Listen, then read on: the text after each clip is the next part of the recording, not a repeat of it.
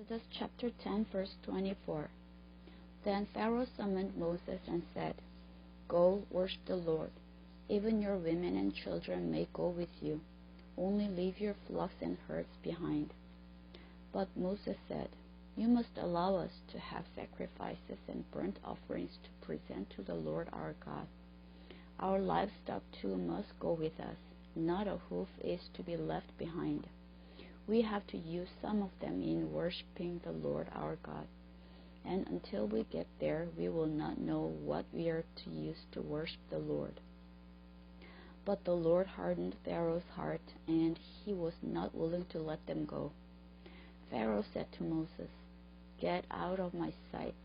Make sure you do not appear before me again. The day you see my face, you will die." "Just as you say," Moses replied. "I will never appear before you again." Chapter 11. Now the Lord had said to Moses, "I will bring one more plague on Pharaoh and on Egypt. After that, he will let you go from here, and when he does, he will drive you out completely.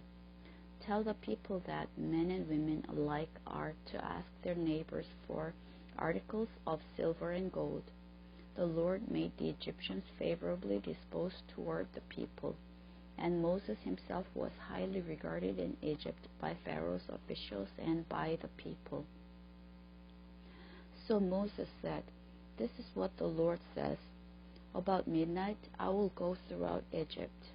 Every firstborn son in Egypt will die, from the firstborn of Pharaoh who sits on the throne to the firstborn of the slave girl who is at her handmill, and all the firstborn of the cattle as well.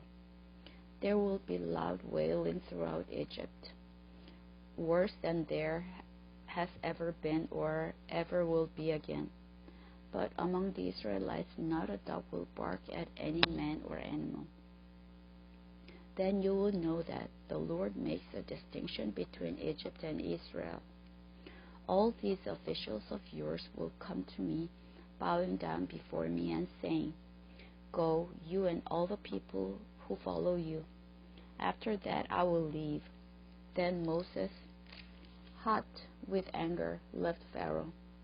The Lord had said to Moses, "Pharaoh will refuse to listen to you, so that my wonders may be multiplied in Egypt." Moses and Aaron performed all these wonders before Pharaoh, but the Lord hardened Pharaoh's heart, and he would not let the Israelites go out of his country. Chapter 12.